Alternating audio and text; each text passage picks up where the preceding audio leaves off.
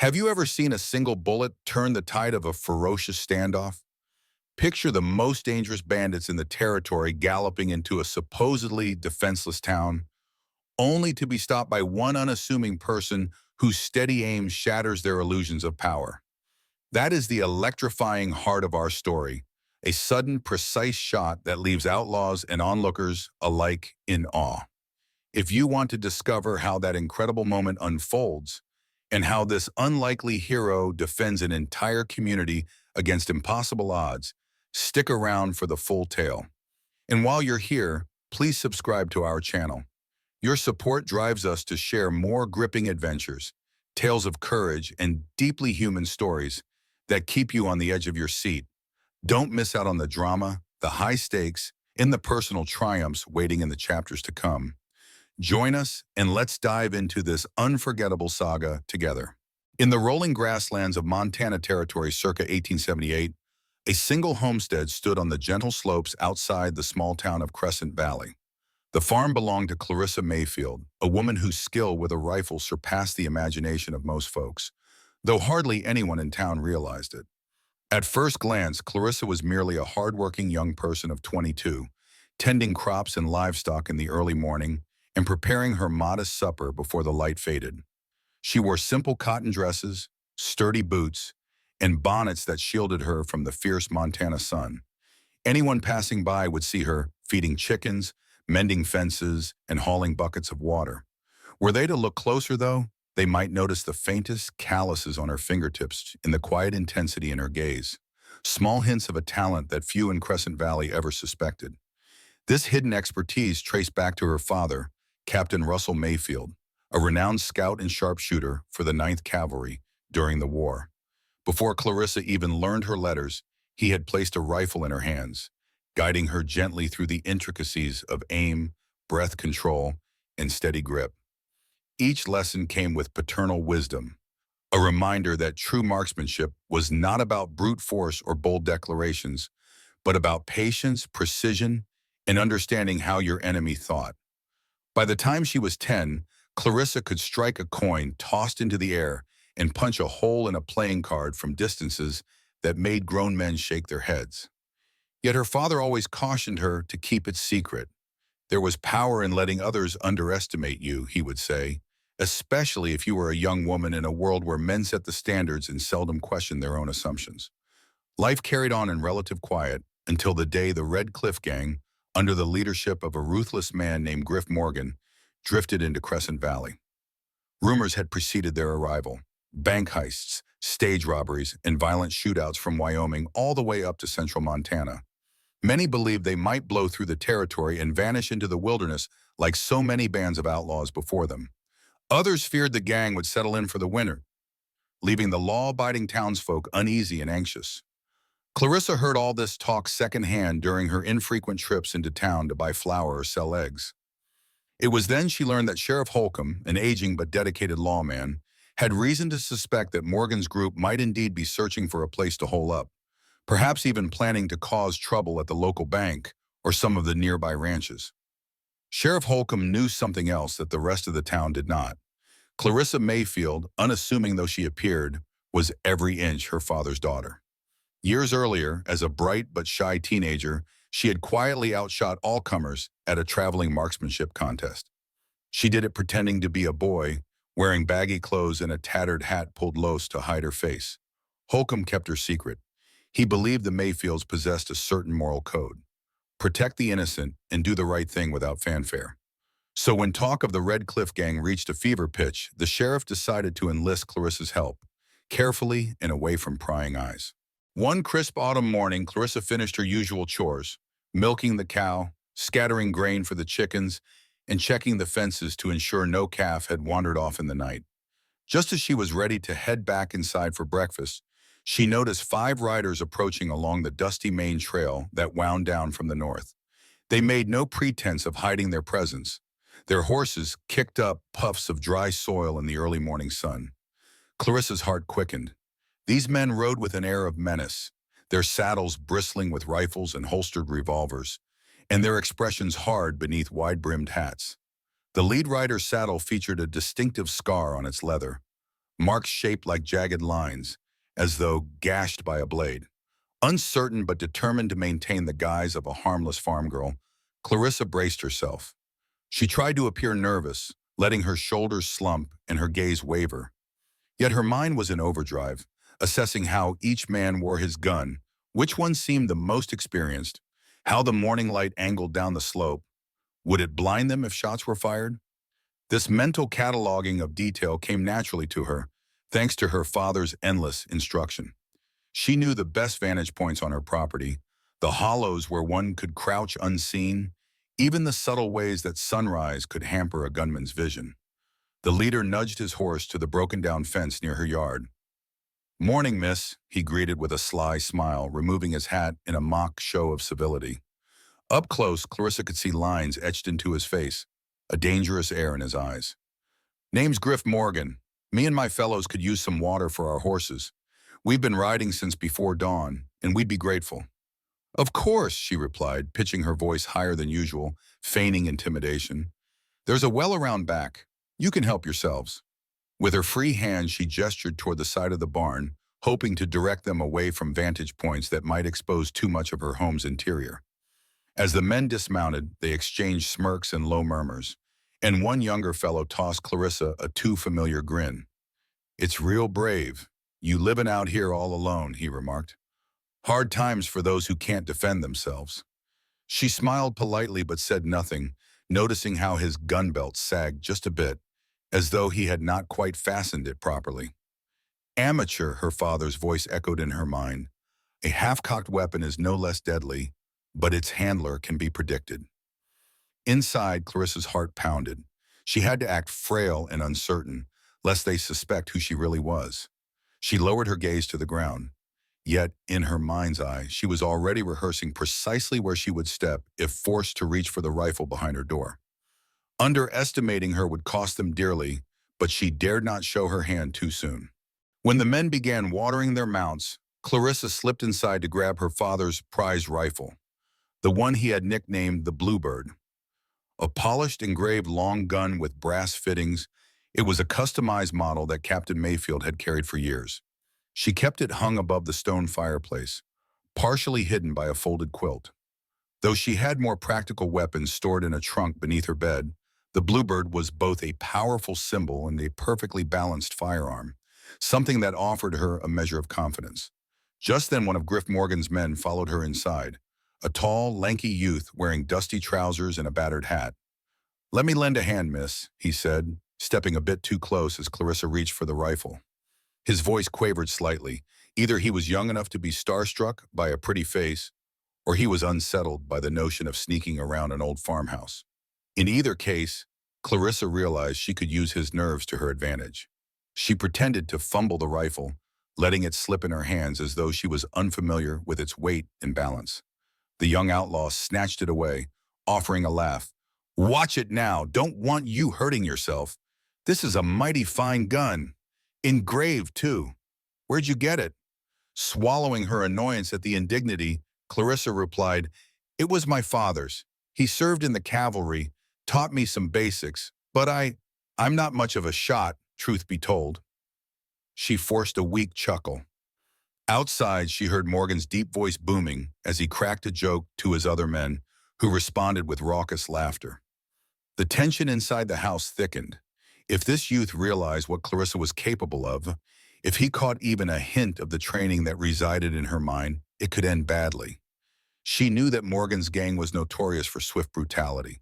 They would not hesitate to kill her on the spot if they suspected she might be a threat. "You keep it as a keepsake from your pa?" the outlaw asked, eyeing the rifle's engraved markings. "Yes," Clarissa lied, dropping her gaze, letting him see the sadness there. "Lost him a year ago to the fever. Haven't had much chance to do anything but survive since then." The young man hesitated, his expression briefly reflecting a trace of sympathy. "I'm sorry," he offered, handing the rifle back. "Hard world out here for a woman alone." Clarissa nodded, realizing she had to stay in character. "Thank you. I'll try not to drop it again." She forced a shaky laugh, slipping a few cartridges into her apron pocket when he glanced away. Stepping back out to the porch, she found the other outlaws still standing around, discussing arrangements with thinly veiled threats.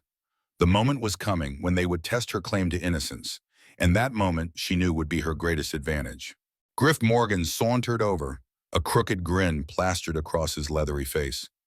Your father was Captain Russell Mayfield, right? Legendary crack shot. I heard he could knock the feathers off a crow at 100 yards. He tapped the butt of his revolver. They say skill like that runs in the blood. Clarissa feigned a startled look, her fingers tightening around the bluebird's barrel. The memory of her father teaching her, hour after hour, how to control her breathing and measure every shot flitted through her mind. He tried to show me a few things, she managed, but she let out a shaky breath. I'm just not him, that's all. Morgan's eyes narrowed. How about you prove it? He reached into his vest pocket, pulling out a battered playing card. The ace of diamonds, its edges worn and corners smudged with dirt. Let's say we stick this on that fence over yonder, give you a shot or two. If you hit it, well, that tells me you might not need our protection as much as I thought. His tone hardened on the word protection, making it clear he intended to extort her. If you miss, maybe we strike a little deal. You pay us a monthly fee. We keep you safe from all the dangers out there. Clarissa had known this test would come, but her stomach still clenched. She forced her shoulders to slump and her voice to tremble. That's not fair. I'm not any good, honest.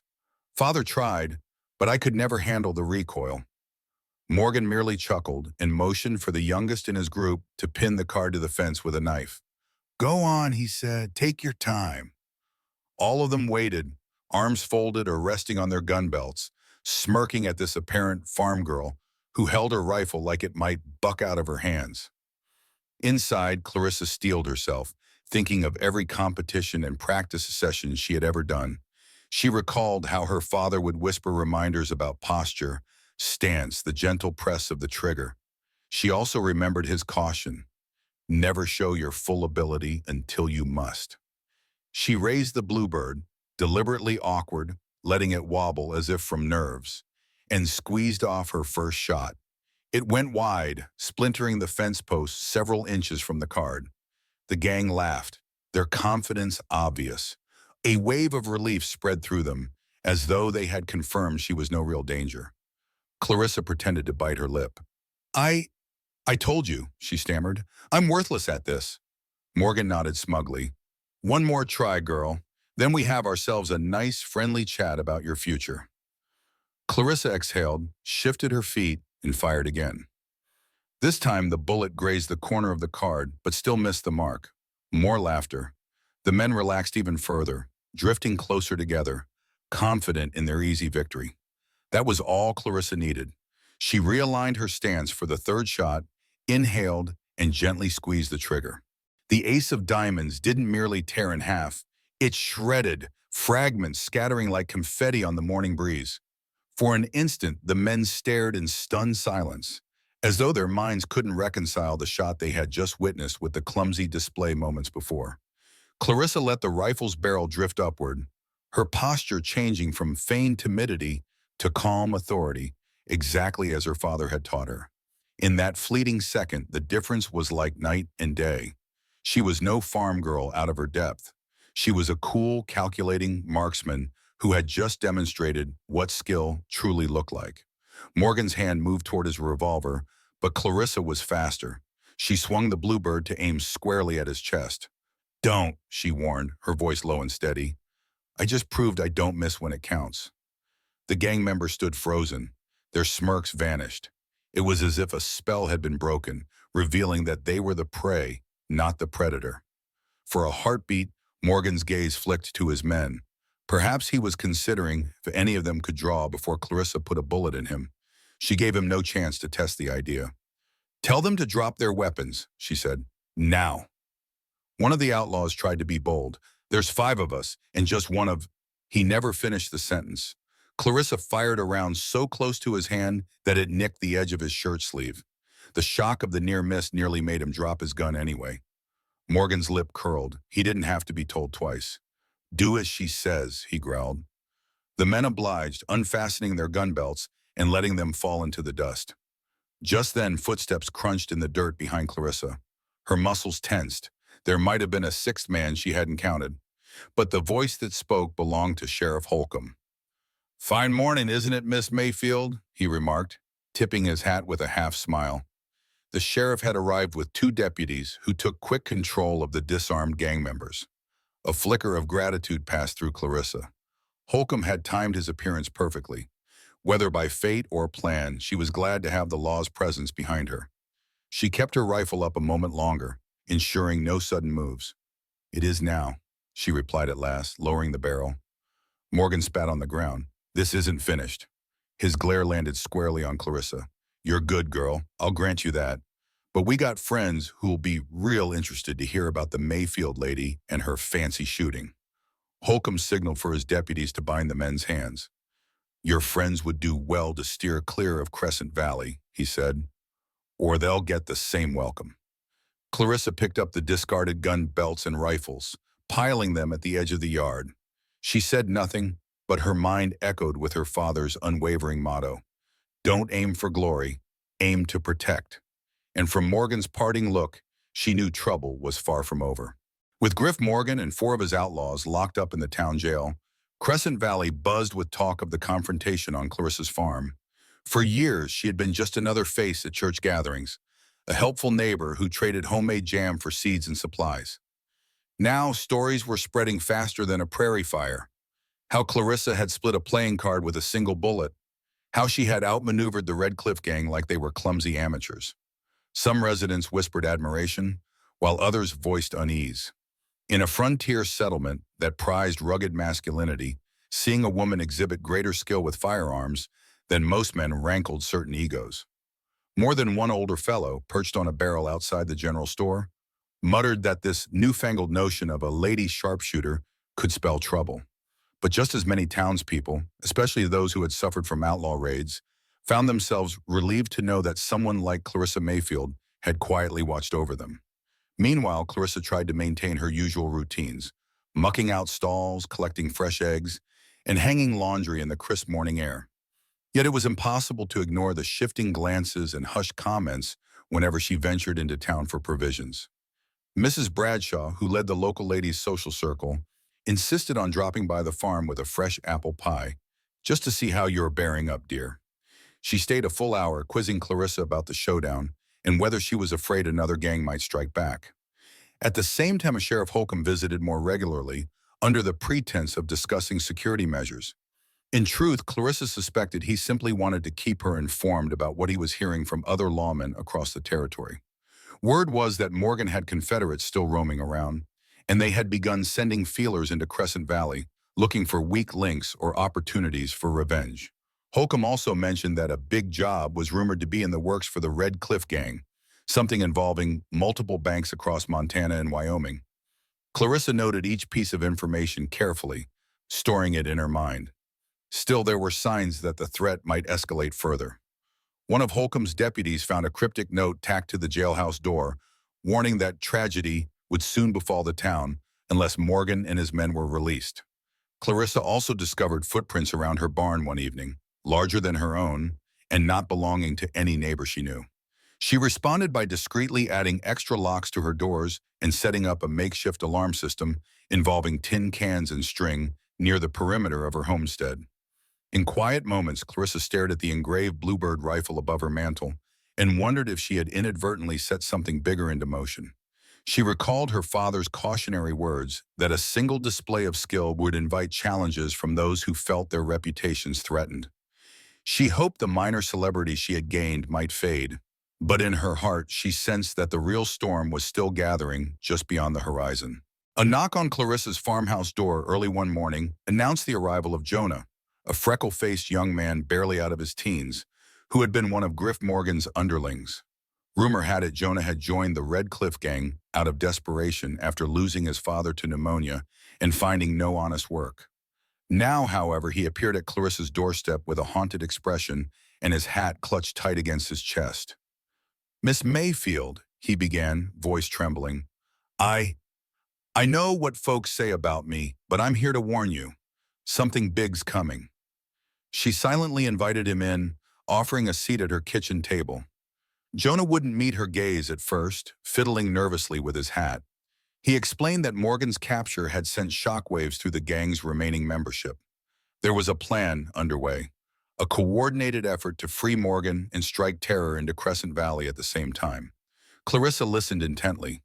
She knew that Jonah, given his youth and conscience, might be telling the truth. He spoke of a new leader rising among the Red Cliff remnants, someone rumored to be even more ruthless than Griff Morgan himself. This unknown figure was forging alliances with other outlaw groups and had every intention of dismantling the peace in Crescent Valley to send a message. No one crosses the Red Cliff gang. Why come to me? Clarissa asked, trying to keep her voice calm. If Jonah was being truthful, his decision to betray the gang carried its own risks. He swallowed hard. Because you're the one who put Morgan behind bars, and you're the best shot in town. They're gunning for you, Miss Mayfield. They want to prove that no one can stand against them. Sheriff Holcomb arrived halfway through this confession, having spotted Jonah's horse out front. Taking a seat at the table, he listened gravely. After Jonah finished explaining the threat, Holcomb asked, "Why turn on them now, son?" Jonah looked at the weathered boards of Clarissa's floor. "I didn't mind rough work if it meant I could eat. But murder? Blowing up half a town? Threatening innocent folk? Morgan's bunch might do all of that and more. I can't be part of it." Clarissa believed him. She saw in Jonah's eyes the same spark of decency she had occasionally glimpsed in other outlaws who never quite fit the mold. Still, trust was precarious. "What do you want from us, Jonah?" He hesitated. "A chance to make it right. I figure I can help the sheriff find out who's behind this plot, where they're hiding. In return, maybe I get some leniency or at least a shot at joining you honest people instead of running with killers." A heavy silence followed. Holcomb and Clarissa exchanged looks. They both knew that any attempt to infiltrate the outlaws or gather intelligence would be dangerous. Yet Clarissa heard her father's words echo. Redemption often starts with a single brave decision. If Jonah was earnest, he might be the key to stopping this coming onslaught. Over the next few days, Jonah proved his sincerity by leading Sheriff Holcomb and two deputies to a remote hideout, tucked away in the pine-forested ridges near McAllister's Gap. They found tracks of heavy horse traffic, likely the remainder of the Red Cliff gang regrouping. Abandoned campfires, scattered shell casings, and stockpiles of stale provisions suggested a well-used vantage point for monitoring travelers heading to Crescent Valley. Though they didn't catch anyone, the evidence was enough to confirm Jonah's warning. Something large was indeed being planned. In the meantime, Clarissa laid out her own plans to protect the town. She had never aspired to any leadership role, yet her father's teachings about strategy and defense were a perfect match for the present crisis. Sheriff Holcomb, increasingly aware that many of his deputies lacked advanced training, encouraged townspeople to listen to her ideas. Some balked at first. Taking orders from a woman with a rifle was unorthodox in their eyes. But fear of the Red Cliff gang's vengeance and rumors of a bigger conspiracy soon overcame skepticism. Clarissa organized volunteers into watch groups, posting them at key entry points around Crescent Valley. She also discreetly stashed arms and ammunition in hidden spots, ensuring that if an attack came, the defenders could mount a quick, coordinated response. Jonah, for his part, pitched in, demonstrating routes the outlaws might use based on his time riding with them. The quiet farm girl had swiftly become a linchpin in the town's readiness, surprising many residents who once only knew her for her polite smiles and fine pies at the harvest fair. Despite the mounting tension, life in Crescent Valley continued in its outward routine. The general store bustled with customers stocking up on flour, coffee, and nails. The saloon hosted its nightly poker games, though the chatter around the tables now included talk of rising bounties on Morgan's gang. Mrs. Bradshaw resumed her social calls, offering moral support to those who felt uneasy. And Clarissa, after carefully double-checking her fortifications, returned to the daily tasks of feeding livestock and weeding her garden. Late one afternoon, Sheriff Holcomb paid Clarissa another visit, tipping his hat as he entered the yard. "We got news from up north," he said. "Lawmen at Fort Ellis say a bank there was robbed.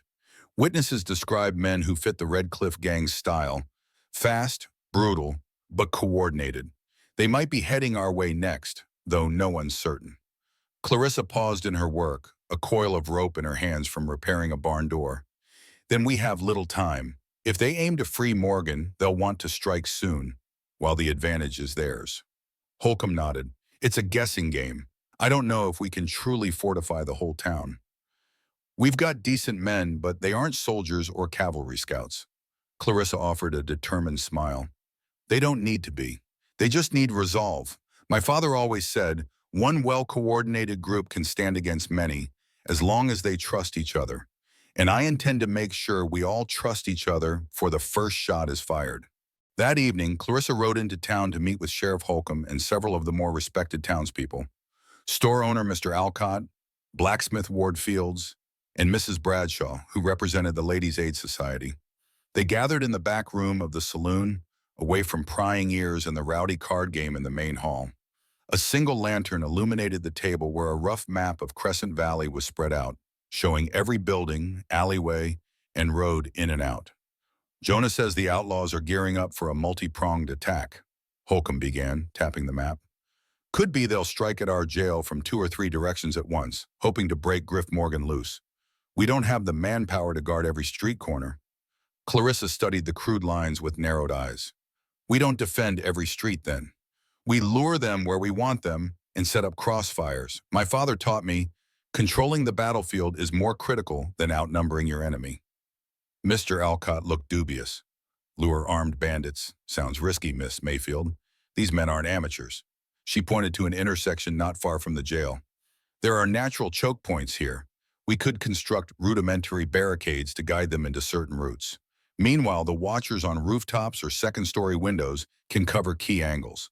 If the Red Cliff Gang rides in expecting an easy breakout, we make them fight on our terms. Ward Fields ran a hand through his beard. You really believe the regular folks of Crescent Valley can pull that off? The townsfolk are braver than they think, Clarissa replied. We don't need them to make heroic stands in open streets. We need them to hold positions and trust each other's aim. It won't be pretty, but it'll work. Mrs. Bradshaw placed a supportive hand on Clarissa's shoulder. We have to try. These men aim to terrorize us. If we show them fear, they'll never stop. But if we unite and stand firm, we have a chance, Sheriff Holcomb nodded. We'll need to arrange signals. Once the shooting starts, it'll be chaos. We can't rely on just yelling across the streets. Clarissa pulled a small notebook from her jacket pocket. I have an idea for lantern signals at night and mirror flashes during the day. Simple patterns. 1 flash to warn, 2 to confirm, 3 for an all clear. If we practice, it can guide our positioning without letting the outlaws realize what we're doing. They hammered out details deep into the night. Who would man the saloon roof? Who would cover the entry near the blacksmiths? And how women and children could be ushered to safe basements if gunfire broke out. By the end of the meeting, the group left, haggard but determined. Stepping onto the wooden sidewalk in front of the saloon, Clarissa saw stars bright over the mountains, as though the heavens were cheering them on. Her heart pounded with both dread and exhilaration. The plan was risky. Mistakes could be fatal. Yet for the first time, the people of Crescent Valley were rallying to protect themselves, guided by the knowledge and will her father had passed on to her. There was no turning back. Dawn arrived cold and gray. Clarissa spent the early hours drilling volunteers, shopkeepers, ranch hands, a couple of traveling salesmen stranded in town by the commotion. She showed them basic shooting stances, taught them how to time their shots, and reminded them again and again not to panic if the outlaws came roaring into the streets. Some were uneasy taking lessons from a woman, but after she demonstrated her skill by hitting 3 bottles spaced along a fence rail at 50 paces, any lingering doubt about her ability vanished. Meanwhile, Jonah rode out near McAllister's Gap, scoping for signs of the enemy. He returned before midday with grim news. The Red Cliff Gang, impossibly hired guns from other groups, had indeed convened. At least 20 men, maybe more, all well armed. They were waiting for an opportune moment to strike. Sheriff Holcomb scowled at the report, suspecting that the outlaws might be waiting on reinforcements or extra supplies of ammunition. By mid-afternoon, tension in Crescent Valley was palpable. Windows were shuttered, doors were barred, families took refuge in cellars, while men, some as old as 60, some as young as 16, nervously positioned themselves according to Clarissa's plan. The main street lay eerily quiet, reminiscent of a ghost town, but with watchful eyes hidden behind every curtain. As night fell, Clarissa took up her designated vantage point, a second-story window of an old boarding house that overlooked the path from McAllister's Gap. From here, she had a clear line of sight on the jail's front entrance, as well as the intersection that she fully expected the outlaws to charge through. She carried the Bluebird, of course, plus a revolver holstered at her hip in case things became too close for comfort. Sometime past midnight, she saw a flicker of movement. Lantern signals from across town spelled out an urgent warning. Men on horseback spotted approaching from the east. Could the outlaws be trying to flank them? She returned 2 quick flashes with her mirror, letting the watchers know she received their message. The quiet soon turned to the echo of hoofbeats. A low murmur of voices drifted in on the chilly wind. Clarissa's pulse hammered. This was the moment. In the distance, shapes materialized. First a handful, then many more, creeping along the deserted street. A few carried torches, their flickering light illuminating grim expressions and glinting off the barrels of rifles. She recognized none of them specifically, which meant these might be new recruits or allied gunslingers looking to prove themselves by freeing Griff Morgan. Clarissa steadied her breath and recalled Captain Russell Mayfield's training. Patience, clarity, measure your target. The outlaws halted at the intersection, likely confused by the emptiness. One barked a command she couldn't quite make out. Another jabbed a torch toward the jail, as if daring his comrades forward. They advanced another yard or two, scanning the dark windows. Then the first shot cracked, a single muzzle flash from down the road, courtesy of the blacksmith, Ward Fields. The battle for Crescent Valley had begun in earnest. Chaos erupted in the next breath. The outlaws yelled and wheeled their horses, trying to pinpoint where the shot had come from. Clarissa peered down her rifle sight and found her first target, a burly man with a bandana over his face, attempting to light a bundle of dynamite. Before he could toss the explosive, she fired. The bullet struck his arm, sending the dynamite tumbling harmlessly into the dirt. Another volley of shots blazed from a rooftop across the street, likely the store owner, Mr. Alcott, and a volunteer. Their combined fire rattled the outlaws further, forcing them to scramble for any cover they could find behind barrels and watering troughs. A second group of riders charged in from a side alley, presumably to flank the defenders. But they encountered a roadblock of overturned wagons that Clarissa had suggested placing the day before. A hail of gunfire from the second-story windows forced the riders to split in confusion. One tried to leap his horse over debris, only to crash down in a tangle of hooves. Clarissa took advantage of the confusion to pick off another outlaw brandishing a carbine. Her bullet found its mark, and he toppled sideways onto the dusty street. Despite the defenders' solid start, the outlaws had numbers and experience on their side. Realizing the extent of the town's defenses, they regrouped swiftly. Under fierce commands from a tall figure who might have been the newly rumored leader, a portion of the gang dismounted and pressed forward on foot. Muzzle flashes lit the night, ricochets pinged off walls, and men shouted orders into the pandemonium. Smoke rose from small fires the gang set to draw defenders out of buildings. Meanwhile, inside the jail, Griff Morgan and his cohorts pounded on the iron bars, apparently hoping that all this chaos would break open a path. Sheriff Holcomb and 2 deputies were hunkered down behind the thick walls, determined that nobody would get in. The occasional muzzle flash from a window in the jail signaled that Holcomb was still very much in the fight. Clarissa saw a swirl of movement near the boardwalk beneath her vantage point, a group of 3 outlaws slipping dangerously close to the boarding house steps. She quickly changed position, creeping to another window and angling her rifle downward. At such short range, she had to be sure of her targets. She fired once, striking one outlaw in the leg. Another whirled and shot back, splintering the windowsill near Clarissa's head. She ducked, hearing the bullet whistle past. A furious pounding erupted at the boarding house door, likely the 3rd outlaw trying to force entry. Clarissa realized she couldn't stay pinned down up here. She risked being trapped if they made it inside.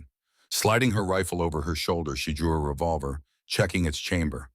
The training with her father echoed in her mind. In a close-quarters fight, clarity is as vital as courage. She raced downstairs. The door burst open just as she reached the lower hall, revealing a wild-eyed outlaw gripping a revolver. He fired a shot that smacked into the plaster beside her. Clarissa felt no fear now, only focus. She squeezed off 2 rounds, each aimed with deliberate care. The outlaw collapsed, leaving the threshold cleared. For the moment, she had repelled the assault, but the night was far from won. The boarding house foyer lay still for a moment, the gun smoke drifting through slivers of moonlight from the broken door. Clarissa Mayfield stood amid the wreckage, revolver in hand, heart pounding so loudly she could barely hear the muffled chaos outside. The outlaw she had just shot was splayed on the threshold, groaning. She knelt to kick away his weapon, then exhaled shakily. In the main street beyond, muzzle flashes still cut the darkness like lightning on a stormy night. Shouts, curses, and the thunder of hooves echoed off clappered walls. She peered out, taking care not to silhouette herself against the open doorway. Several more figures darted between buildings, possibly trying to circle around the jail. Overturned crates and wagons flickered in the torchlight, forming a haphazard battlefield. It seemed that the outlaws, undaunted by their initial setbacks, had regrouped. Fire glowed along the western edge of town where a small shed burned, likely set ablaze as a distraction. Clarissa spotted Jonah sprinting across the street, rifle clutched in both hands. He ducked behind a water trough, then fired off a shot before motioning for her to stay low.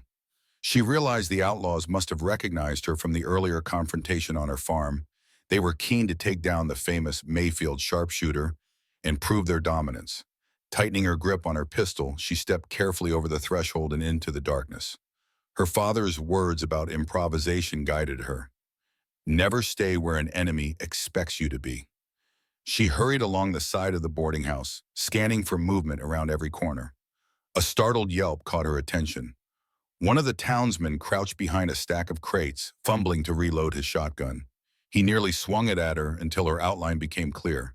"Miss Mayfield," he blurted, "we're pinned down at the corner by at least 4 of them." She nodded, mind already working the angles. Up the block stood a small tailor shop with a narrow alley that opened onto the street behind the jail. It was the perfect place for an ambush if one could climb up to the roof. She whispered instructions for him to lay down covering fire while she dashed for the alley. Moments later, Clarissa scrambled up a creaking wooden ladder in the alley's shadows. She hoisted herself onto the roof, wincing at every squeak of her boots against the planks. Once on top, she crawled to the edge, rifle slung over her shoulder, revolver still in her hand. Through a thin gap between 2 chimneys, she spotted 4 outlaws exchanging fire with a pair of townsmen barricaded behind an overturned wagon. The outlaws laughed and hollered as bullets ricocheted, convinced they had cornered easy prey. Clarissa set aside her revolver, unslung her father's prized bluebird, and took a steadying breath. She centered the sight on the nearest outlaw and squeezed the trigger. The crack split the night. He dropped, and the others jerked around, startled. Before they could identify her position, she fired again, forcing them to dive for cover. This was her advantage. She could see them, while they could only guess at her vantage point. Below, the beleaguered townsmen seized the opportunity, vaulting from behind the wagon to relocate farther down the street, just as Clarissa had hoped. She picked off a second outlaw who made the mistake of standing upright, his silhouette outlined by the torchlight reflecting off swirling dust. The night rang with gunfire, hoarse cries, and the crash of shattered glass. The small tailor's shop beside her groaned under the weight of bullets striking its outer walls. Her vantage point offered a clear perspective on the broader fight. Dozens of outlaws pressed in, but Crescent Valley's defenders put up a surprising resistance. Clusters of volunteers, armed with everything from hunting rifles to borrowed shotguns, fired in disciplined volleys. Makeshift barricades channeled the attackers into kill zones, precisely as she had planned with Sheriff Holcomb and the others. Firelight and muzzle flashes lit the swirling smoke, revealing fleeting tableaus of chaos. A horse rearing in terror, a deputy reloading behind a broken barrel, an outlaw cursing as a bullet tore his hat from his head. Clarissa thought of her father. Captain Russell Mayfield had repeatedly described the horror and confusion of battles, how clarity of purpose could steady a person's nerves. She willed herself to stay calm, scanning for any sign that the Red Cliff Gang might have a hidden reserve of fighters. She also kept half an ear out for the sound of dynamite or some other sabotage tactic. It was one thing to mount a frontal assault. It was quite another if the outlaws tried to burn the whole town to free Morgan. In the distance, she saw the tall figure who had led the charge. The man barked commands at scattered outlaws, gesturing frantically for them to regroup near the saloon. Clarissa guessed this was the rumored new leader, the one rumored to be more cold-blooded than Morgan. He wore a heavy coat and carried a rifle strapped across his back. Even at a distance, she recognized a lethal air about him. His posture and speed suggested a professional fighter. She glanced over her shoulder, checking if any stragglers had crept onto the roof behind her. All clear so far. But time was not on their side. The outlaws wouldn't keep bashing their heads against a united defense forever. If they realized a direct rescue was too costly, they might retreat, regroup, and try something more insidious. Below, Jonah waved frantically for her attention, pointing to the tall man in the coat. Then he tapped his ear and pantomimed something akin to an explosion. Clarissa understood. The new leader might be giving orders to deploy a more drastic measure, perhaps tearing through the jail walls with dynamite or setting half the street on fire as a diversion. The thought tightened her stomach. She slid her rifle back into place, calculating angles. If she could take down that leader, the others might scatter. But he moved with agility, weaving through the gloom, never staying in one spot long enough for an easy shot.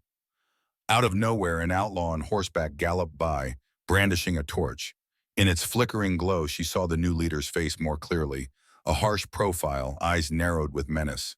Her father's advice echoed, "The best shot is sometimes the one you wait for." Patience, an opening would come. She steadied herself, watching, waiting. As Clarissa tried to track the new leader's movements, she heard a frantic whistle from the opposite side of town, the prearranged signal for urgent backup required. For a split second, she debated staying put and lining up the shot on the gang's leader. But the whistle blew again, sharper and more desperate, and she remembered the plan. If that particular pattern was sounded, it meant defenders somewhere were being overrun. She slung her rifle across her back, stuffed her revolver in its holster, and carefully descended the ladder into the alley. Slipping through the smoke-shrouded streets, she kept low, darting from cover to cover.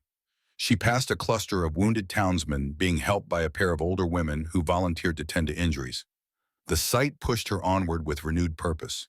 These people relied on her strategies and skill, and she refused to let them down. Emerging into a narrow side street, she found herself near the blacksmith shop. Sparks flew from the forge, which had been stoked high to provide extra light during the night's defense. Ward Fields, the blacksmith, lay on the ground nearby, an outlaw looming over him with a knife. A single shot from Clarissa's revolver made the outlaw stagger away, clutching his shoulder. Ward scrambled free, hollering a brief thanks before retrieving his own weapon. Clarissa heard the whistle again, closer now, and realized it was coming from the next block over, near the row of wooden shacks behind the saloon. Dodging more stray bullets, she ducked behind a crate of scrap iron, inhaled to steady her nerves, then dashed across an open stretch of ground to the far corner. There she discovered a situation teetering on the edge of disaster. 3 outlaws, one armed with a shotgun and the other 2 with revolvers, had cornered Sheriff Holcomb behind a collapsed awning. The sheriff's deputies lay wounded or pinned elsewhere. Holcomb, bleeding from a graze on his left arm, was down to a single revolver with only a couple of rounds left. Clarissa crouched behind a broken stall about 15 yards away. She couldn't get a clean shot at all 3 outlaws without risking Holcomb's safety. Summoning every ounce of nerve, she called out, "Hey!" The outlaws spun around, weapons raised. The nearest one, a wiry man with a scar twisting across his jaw, sneered, "Well, look what we have here, the famed Mayfield girl." Holcomb's eyes flashed with a mix of relief and worry. Clarissa inhaled, ignoring the hammering of her heart. She lifted her revolver, aware that each bullet would have to count. If she fired and missed, they might gun her down before she could get off a second shot. A shot rang out first from Holcomb's position. He had waited for the outlaws to be distracted and seized his chance. One of the outlaws collapsed, clutching his chest. The other 2 whirled back toward Holcomb in rage. But that momentary confusion gave Clarissa her opening. Her revolver barked once, hitting the shotgun-wielding man in the shoulder. She spun to her right, exhaled, and squeezed off another round at the second outlaw, catching him in the thigh. Both went crashing to the ground. Sheriff Holcomb slumped against the broken awning, breathing heavily. Clarissa quickly scanned the area for further threats, then hurried to his side. He winced as he pressed a hand to the bleeding gash on his arm. "I owe you again, Miss Mayfield," he muttered with a tight smile. "Thought I'd seen my last sunrise." She helped him to his feet.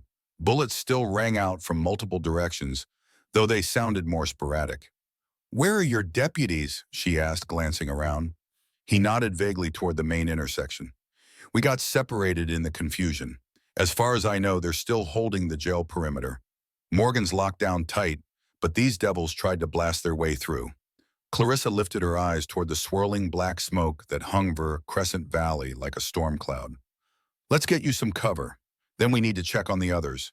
The outlaws might be regrouping again."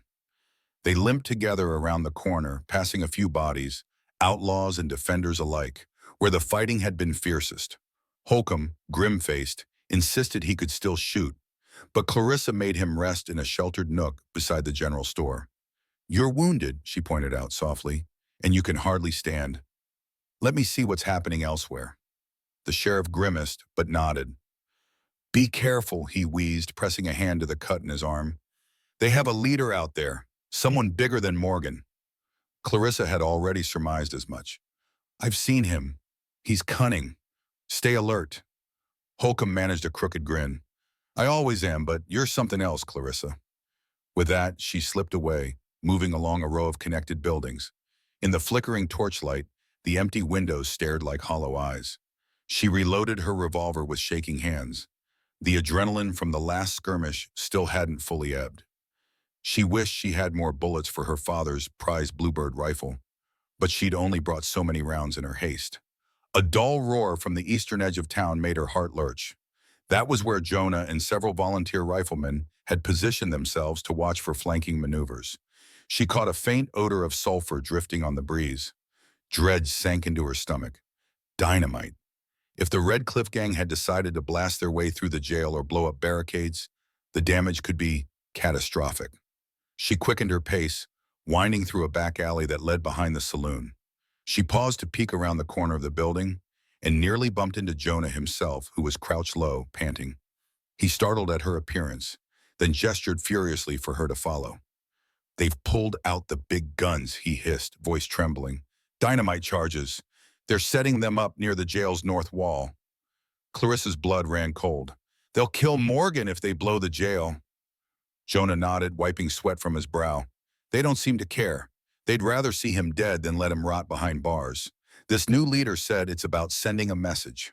Clarissa gritted her teeth, recalling her father's stern lessons on the psychology of fear. The Red Cliff Gang's new leader wasn't just trying to free Morgan, he was willing to sacrifice him to sow terror. If the jail went up in an explosion, any survivors in Crescent Valley would be left to cower under the gang's reputation. Jonah beckoned Clarissa to a narrow gap between two buildings. From there, they had a partial view of the jailhouse. A group of 3 men crouched against its outer wall, fiddling with sticks of dynamite. Their torches danced, illuminating a large crate presumably filled with more explosives. Another pair of outlaws provided cover, scanning for defenders who might try to intervene. "How many?" Clarissa whispered. "5 total around the dynamite, plus a handful farther off, trying to hold back the rest of our folks," Jonah replied, his voice unsteady. "I tried sneaking closer, but they nearly caught me." She closed her eyes, thinking through possible angles of approach. Storming straight in would be suicide. The small alley behind the jail was blocked by debris from earlier fights, and the outlaws had an open line of sight across the yard. She wondered if there was a rooftop vantage, somewhere she could pick them off, provided they weren't also posted above. Her father's words resurfaced. In a crisis, a single moment of calm can spark the right idea. Clarissa inhaled deeply, fighting the swirl of panic that threatened to muddle her thoughts. Then she studied the structures around the jail. A livery stable stood diagonally across the street, its second floor partially collapsed from a fire last year. If she climbed onto its roof, she might have a perfect angle to hit the dynamite layers without being too exposed. She turned to Jonah, murmuring, "Think you can circle behind the livery stable? We'll take out the men guarding the perimeter first. Then I can focus on the ones planting the charges." His eyes flickered with anxiety, but he squared his shoulders. "I'll try, but if you hear shooting, that's me distracting them, okay?" "All right, wait for my signal. 2 quick shots in a row. That means they're looking my way." Jonah nodded, his expression a tense mask of determination. He slipped off into the shadows, moving with surprising stealth. Clarissa began her own careful retreat, keeping low as she navigated a labyrinth of half-broken fences and rickety sheds. She nearly stumbled over the body of a fallen outlaw, whose outstretched arm still clutched a pistol. A pang of sadness welled inside her. She had trained for marksmanship, not for war, and yet war had come to her doorstep, and she couldn't turn away. At last, she found herself behind the livery stable. A faint smell of burnt hay still lingered from the old blaze that had damaged its upper floors. She eased inside through a broken door, climbing a charred ladder that led to a loft. The ladder creaked dangerously, and for a moment she feared it would give way. But it held, and she crawled onto the warped boards of the half-collapsed loft. From there, she saw a hatch that opened onto the roof. Crouching, Clarissa nudged the hatch up and peered out. The entire eastern stretch of the town lay in partial ruin. Faint firelight revealed outlaws, defenders, and drifting plumes of gun smoke. Her vantage on the jail was decent, though she'd need to crawl across the stable roof to get a direct shot at those handling the dynamite. That meant exposing herself to any watchful eyes. Breathing slowly, Clarissa pushed the hatch wide enough to slip through. She pressed her body flat against the slanted roof, hooking her feet around a broken support beam so she wouldn't slide off. The boards creaked ominously beneath her weight.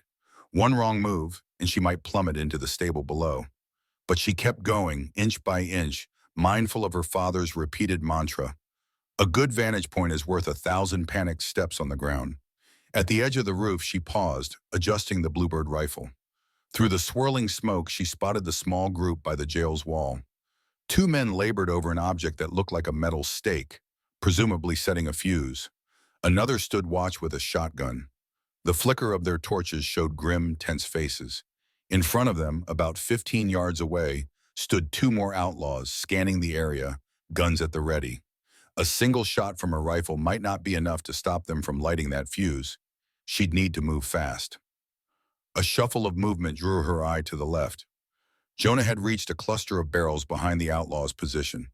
He caught Clarissa's gaze for an instant, nodded, then raised his own rifle. She steadied herself, adjusting the Bluebird's stock against her shoulder. The slightest tremble worked through her fingers, but she forced calm upon herself. Her plan was to take out the lookout with the shotgun first. If he went down, the other man setting the dynamite might panic, or at least hesitate. Meanwhile, Jonah would distract the two forward guards, giving Clarissa enough time for a second shot.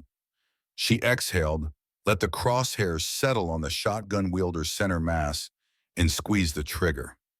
The crack of her rifle split the night, and the man crumpled, torchlight spinning off the muzzle of his falling weapon. Almost immediately, Jonah fired from his position behind the barrels, his shots forcing the other outlaws to dive for cover. One of them attempted a hasty return shot at Jonah, but Clarissa chambered her second round and aimed at the figure who crouched near the dynamite. She couldn't see his face, just the brim of his hat and the glow of the torch. She pulled the trigger. The bullet slammed into the metal stake they had been hammering, sending sparks flying. The man cursed loudly, dropping the torch. But a third outlaw, one she hadn't seen, emerged from behind a supply crate, unleashing a volley of revolver fire at Jonah's position. Clarissa snapped her rifle around and fired before fully settling her aim. The bullet grazed his side, spinning him but not dropping him. Hearts in her throat, she racked the lever again. She needed a clean shot, but the man dove behind the crate, cursing and shouting for reinforcements. Below her, the wooden roof groaned. She felt the boards shift slightly beneath her elbows, forcing her to tighten her core to keep from sliding. Gunsmoke stung her eyes, and the acrid smell of spent powder filled her nostrils. Another figure dashed past the corner of the jail, this one wearing the distinct heavy coat of the rumored new leader. He moved with purpose, scanning rooftops. Was he looking for her? Clarissa hunkered low, peering through a narrow gap between roof shingles. The new leader's face flickered in the unsteady light. His lips were set in a grim line, jaw tight with anger, and he issued terse commands to a handful of men who rushed to reinforce the ones near the dynamite. She could hear his voice clearly now. Cold, clipped phrases about blasting the jail no matter what. Even if Morgan died, it would demonstrate the Red Cliff Gang's might. Quietly, Clarissa slid back from the roof's edge, trying to angle the rifle for a shot. A shot at the new leader might stop everything in its tracks. But he never stayed still, and the swirling chaos around him made a clear line nearly impossible. He pointed, shouting, "Take that fuse now! Light it!" A spike of alarm surged within her. She realized the outlaws were on the verge of igniting the charges, even with multiple people lying wounded or pinned down. She recalled her father's warning about desperate men. If they believed they were losing, they might trigger the explosives out of spite. She signaled Jonah with two quick muzzle flashes in the air, knowing it would alert the outlaws too, but she had little choice. That was the code for an all-out push, a last attempt to stop the dynamite from going off. Then she slid forward again and squeezed the trigger at the nearest outlaw close to the fuse. The bullet clipped his arm, and he howled, dropping the small container of kerosene he'd been holding. On cue, Jonah sprang from behind the barrels, sprinting at a crouch across the open yard while bullets whistled around him. He tackled one of the outlaws, knocking him into the mud. At the same time, a volunteer named Everett, who had been perched atop the mercantile store, rained down covering fire. The defenders surged as one, as though Clarissa's muzzle signal had galvanized their courage. This collective effort seemed to rattle the outlaws. Their new leader barked furious commands, trying to restore order. He fired a shot that forced Jonah to roll sideways to avoid being hit. Clarissa tried to find the man in the scope of her rifle, but her vantage was partially blocked by a tangle of broken beams. Then the roof beneath her gave a loud groan, and the next instant, she felt it shift. A chunk of charred timber collapsed inward, sending her sliding in a rush of splinters and dust. She had just enough time to clutch her rifle to her chest before she dropped several feet onto a half-burned hayloft in the stable. The impact jolted her bones, knocking the wind out of her. She sprawled amid rubble, ears ringing, chest burning for air. Gasping, she struggled upright. The partial collapse had dumped fresh debris across the loft, sealing the route she'd climb. She tried to orient herself, but all she could hear was the muffled roar of battle outside and her own coughing from the sudden cloud of dust. In a moment of brutal clarity, she realized that her vantage advantage was gone, and the fight near the jail continued without her in position to help. Steadying herself, Clarissa tested each limb for injury. Her left ankle twinged painfully, but she could stand. Above, the ragged hole in the roof revealed a patch of night skiing. She could make out the flicker of flames at the corner of the stable. If she stayed in here, she might be trapped by fire. She spotted a stable door below the loft, partially ajar. Hobbling toward the edge, she found a ladder that seemed intact enough to climb down. Each rung creaked ominously, yet she managed to descend without further mishap. Stepping outside, she drew in a breath of crisp air. Then she froze. The new leader was there in the open yard, reloading his revolver no more than 20 paces away.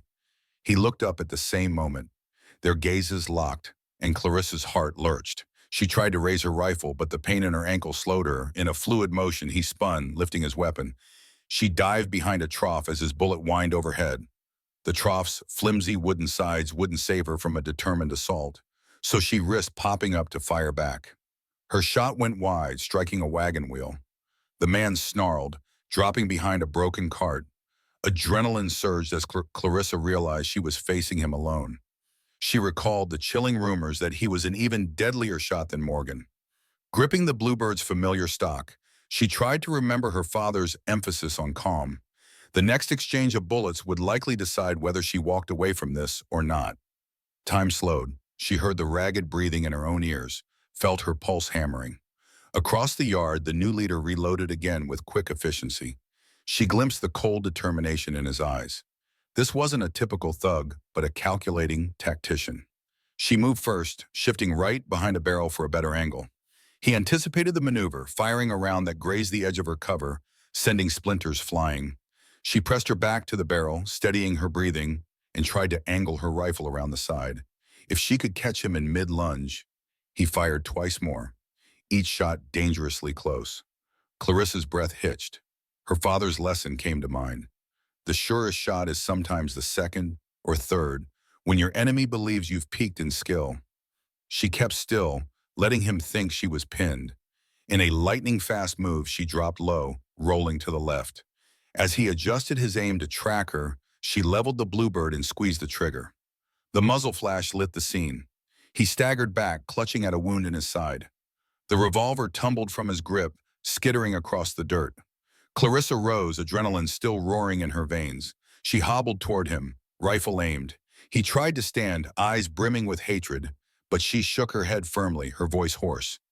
"Stay down." A swirl of dust and torchlight illuminated his expression, a mix of fury and disbelief. He rasped something incoherent, likely a curse. She backed away, keeping him in her sights. All around, the sounds of the fight continued, but this confrontation at least had reached its end. A furious crack thundered from the jail's direction, followed by a flash of flame. Clarissa's stomach plunged. They must have lit at least one charge. But the explosion appeared smaller than expected, more like a partial detonation. Perhaps the outlaws had bungled the dynamite in their haste. Smoke billowed around the jailhouse corner, and she prayed that the defenders had survived. Nearby, the new leader lay gasping in the dust. Clarissa hesitated, torn between finishing him off or leaving him alive for justice. Her father's voice resonated within her. Never kill when you can disarm and apprehend. She set her jaw and glanced around for anything to restrain him. Before she could do anything, a figure burst into the yard. Jonah, panting and dusty. He aimed his rifle at the wounded leader, but Clarissa raised a hand in a cautioning gesture. "He's down. Help me tie him." Jonah swallowed hard, then nodded. He found a length of rope near the broken cart. Together, they forced the man's arms behind his back, mindful that he might still lash out. "We have to check the jail," Clarissa said urgently. "They might have set off more than one charge." Jonah looked torn. "What about him?" He glared at the wounded leader, who glowered in silence. Clarissa glanced back. "We'll leave him for now, as long as he's secure. Let's go." They hurried toward the jail, where acrid smoke clung to the air. The structure still stood, though a corner of the outer wall bore a blackened scorch mark. Broken stones and debris littered the ground, but the building hadn't collapsed. Around its perimeter, defenders still held a ragged formation. Two more outlaws lay dead or incapacitated, and several townspeople moaned from injuries. The dust stung Clarissa's eyes, and her throat burned with every breath. Sheriff Holcomb appeared from the swirling haze, face smeared with soot and grime. Relief flashed in his eyes when he saw Clarissa. "They tried to blow a hole, but only half the charge went off," he coughed out. "Morgan's still locked up. He's cursing fit to bust an eardrum in there."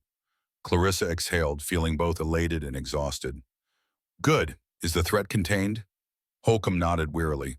"Mostly. Some outlaws are still fighting pockets of defenders around town. But it's scattered. They're not organized anymore. I think we've broken them." Jonah noticed several men approaching with rifles raised, armed volunteers who had come to support the jail defense. "We captured their new leader," he blurted, "tied up in the yard behind the stable." One of the volunteers let out a whoop.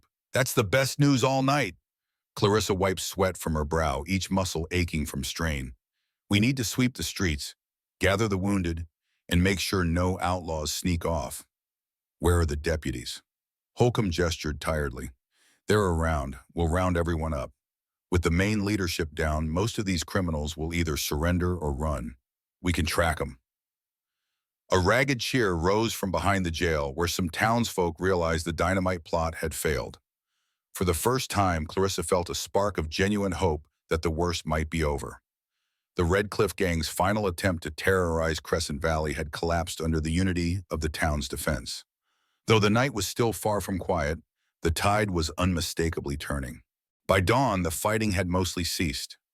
Exhausted defenders slumped on overturned barrels, makeshift barricades, or simply on the dusty ground.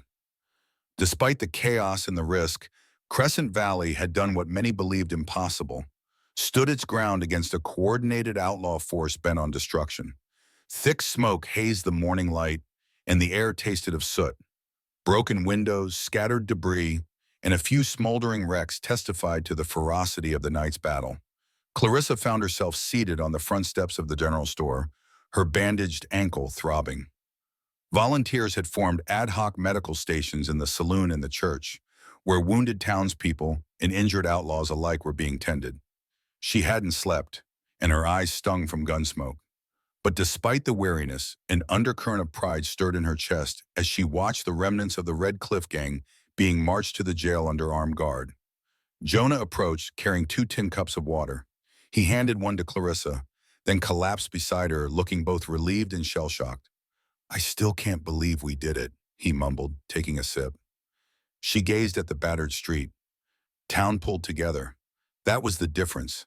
If we'd been uncoordinated, they would have rolled right over us. He nodded slowly. I reckon you saved a lot of lives, Miss Mayfield. Maybe even saved the town. Clarissa felt her cheeks heat. She had led with her father's teachings, it was true, but she was keenly aware that none of her plans would have worked without the collective effort of the people. We all did, she said softly. Sheriff Holcomb strode up, limping slightly from his injured arm. He managed a wry grin. Well, they're just about finished locking up the last of the outlaws who didn't flee. That big fellow you took down is spitting mad, by the way. Says if Griff Morgan doesn't kill us, someone else in the gang will. Clarissa arched a brow. He'll have to get in line. We'll see how tough he talks once the circuit judge arrives. Holcomb sank onto the step near them, wincing at the pain in his arm. A few outlaws did slip away. Can't be helped. They'll probably vanish back into the hills, but they won't form a threat like this again. Not after we captured the leaders. Griff Morgan, that new ringleader, and plenty of accomplices. I'd wager the Red Cliff gang is all but finished. Jonah let out a breath that sounded half laugh, half sob. Then it's really over. Holcomb nodded. Over, at least for now. With the territory's law backing us, we can press charges, and folks will think twice about tangling with the Crescent Valley again. Word will spread about how we held them off. Clarissa felt a weary satisfaction. She wondered how her father would view the night's events. Captain Russell Mayfield had been a lifelong champion of duty and the common good. She could almost hear his voice, proud yet reminding her that vigilance was never ending. There would always be new threats, new bullies, and new gangs, but for now, Crescent Valley could breathe free. She leaned back against the wooden step, letting the morning sunlight warm her face. The cost had been high, with injuries and at least a few defenders lost in the fray. Yet the outcome was far better than it might have been without a unified stand, and without the quiet sharpshooter who had finally stepped from the shadows. In the days that followed, Crescent Valley slowly repaired its bullet-riddled storefronts, boarded over shattered windows, and patched scorched roofs. Families emerged from cellars, children stared wide-eyed at the debris left behind, and ranchers rode into town, offering donations of lumber and supplies for rebuilding. Amid the bustle, Clarissa Mayfield became an unlikely hero in the eyes of many. People approached her on the streets, sometimes just to thank her or to marvel at how she had led the defensive strategy. She accepted the praise with humility. In truth, she was still grappling with the aftermath. The sight of bodies in the streets, the memory of each life or death shot she had taken. Her father had warned her that real conflict was never romantic, never as tidy as a show of skill. She felt the cost in her bones, and it weighed on her soul. Yet she took solace in the knowledge that her actions had likely spared Crescent Valley an even darker fate. Jonah, too, found a measure of redemption. Sheriff Holcomb, impressed by his bravery and insider knowledge, vouched for the young man when federal marshals arrived to claim the prisoners. Jonah's prior misdeeds with the Red Cliff gang were weighed against his cooperation, and the judge was inclined to show leniency. Holcomb even hinted that, in time, Jonah might serve as a deputy if he wished to fully embrace an honest path. Jonah's eyes glimmered with relief at the second chance. As for Griff Morgan, he fumed in his cell, banging the bars and cursing Clarissa's name. Word leaked that he had offered bribes to anyone who'd help him escape. But with the local people fully roused against him and newly arrived marshals keeping watch, there was no chance of a jailbreak. The gang's new leader was likewise under heavy guard, nursing a bullet wound. His sullen silence and occasional threats did little to sway the authorities. Some weeks later, once repairs were underway, a formal hearing convened in Crescent Valley's makeshift courthouse, a large barn on the outskirts of town. The traveling circuit judge heard testimony from multiple citizens about the night of the raid, the outlaws' plan to detonate dynamite at the jail, and the final confrontation. Clarissa testified in a soft but clear voice, recounting how she had climbed the stable roof and spotted the criminals preparing to blow the building. She felt the scrutiny of onlookers, some still shocked to discover that the mild farm girl had orchestrated so much of the defense. The judge, after hearing all accounts, declared that Griff Morgan and his associates would face trial for murder, robbery, attempted destruction of property, and conspiracy. Their leader would be transferred, along with surviving members of the gang, to a larger territorial prison where they would await official proceedings. As the prisoners were led away in chains, the spectators breathed a collective sigh of relief. They had stared down one of the most feared outlaw organizations in the territory and prevailed. Finally, with the immediate crisis resolved, Clarissa returned to her homestead, feeling both lighter and more solemn. The neighbors no longer saw her as just the polite Mayfield girl who sold eggs at the market and knitted scarves for the church bazaar. They regarded her with a mixture of awe and gratitude as someone who had revealed a deep well of skill, courage, and resolve when the town needed it most. If her old anonymity had been comfortable, this new recognition, though awkward, at least carried a sense of acceptance and maybe even respect. Looking back on every tense encounter and narrow victory, it's clear that unity, heart, and resilience carried the day. Our quiet sharpshooter found unexpected allies in a town ready to stand shoulder to shoulder, proving that determination and goodwill can triumph against even the toughest foes. By the end, not only did she defend her home, but she also inspired others to tap into courage they never knew they possessed. From a personal standpoint, this journey teaches us how small choices, like helping a neighbor, trusting a friend, or daring to stand firm, create ripples far beyond our imagination. It's a story that shows hope is born out of difficult moments, and triumph lies in the bonds we forge along the way. If this story spoke to you, we'd love to hear your thoughts. Comment below with your opinions and insights. Together, let's keep the conversation going and celebrate stories that remind us of the powerful bravery inside us all.